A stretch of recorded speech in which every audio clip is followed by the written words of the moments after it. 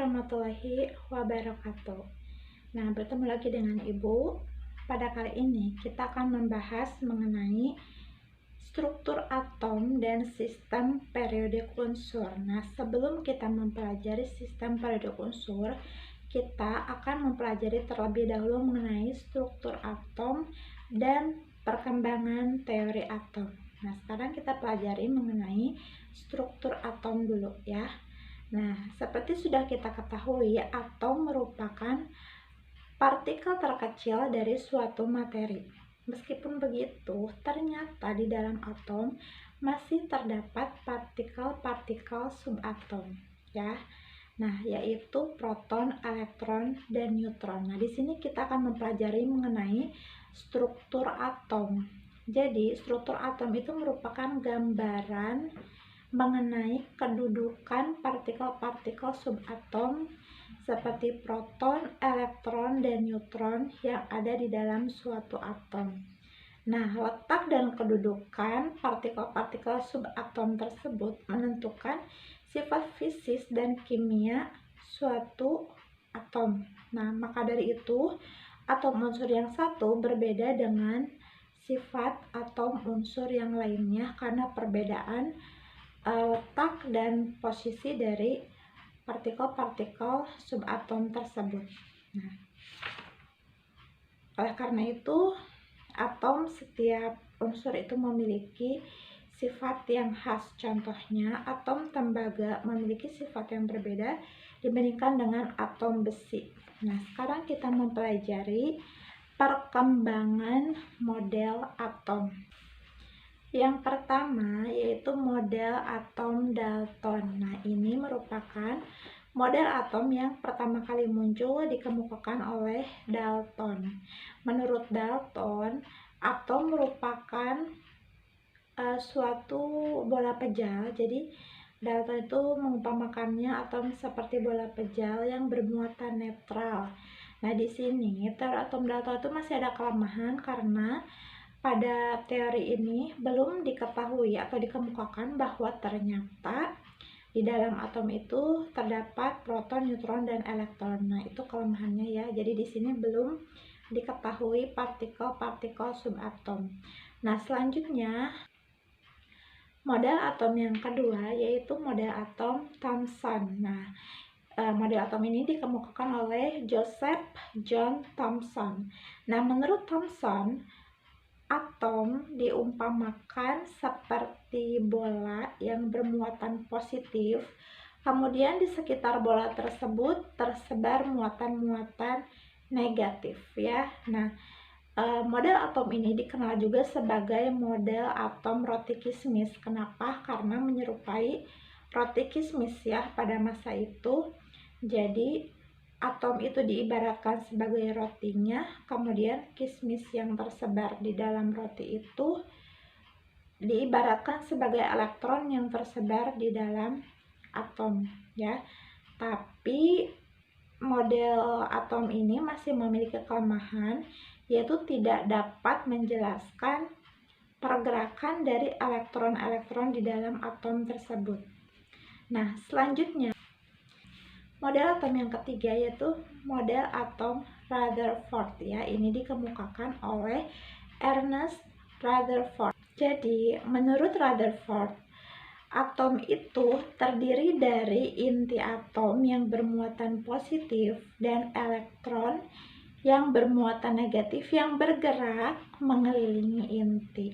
Nah, jadi pada model atom ini sudah dijelaskan bahwa atom itu memiliki inti yang bermuatan positif dan sudah menjelaskan pergerakan dari elektron ya. Jadi elektron itu tidak diam tapi bergerak, berputar mengelilingi inti atom tadi ya.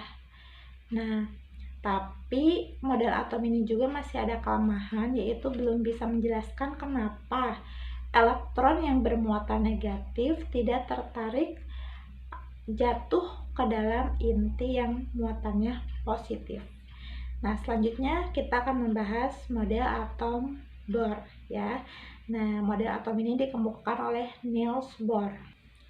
Menurut Niels Bohr, atom terdiri dari inti atom yang bermuatan positif yang dikelilingi oleh elektron yang bermuatan negatif yang bergerak pada lintasan tertentu ya. Nah, kita di sini sebutnya lintasan tertentu ya, atau lebih tepatnya disebut dengan tingkat energi. Nah, istilah disebut dengan kulit atom ya. Jadi si lintasan itu ada beberapa lintasan elektron dalam mengelilingi inti atom sesuai dengan tingkat energinya, dari tingkat energi yang paling rendah ke tingkat energi yang paling tinggi ya. Nah, kulit elektron itu dilambangkan dengan huruf K, L, M, N, O, P, dan seterusnya. Jadi kulit K itu adalah kulit yang paling dekat dengan inti atom karena memiliki tingkat energi paling rendah. Kemudian kulit kedua yaitu kulit L, ketiga M, keempat N, dan seterusnya ya. Jadi elektron itu menempati kulit-kulit tersebut dalam mengelilingi inti. Adapun elektron dapat berpindah dari tingkat energi atau kulit yang satu ke kulit yang lainnya. Itu bisa terjadi jika suatu elektron itu menyerap energi dalam jumlah tertentu sehingga dia akan berpindah ke kulit yang lebih tinggi tingkat energinya. Tapi keadaan tersebut tidak lama ya, tidak stabil. Nah, keadaan seperti itu disebut dengan keadaan tereksitasi. Tapi karena tidak stabil, maka elektron akan kembali ke lintasan semula dengan cara melepaskan beberapa atau sejumlah energi. Nah, selanjutnya model atom yang terakhir yaitu model atom modern atau disebut juga model atom mekanika kuantum.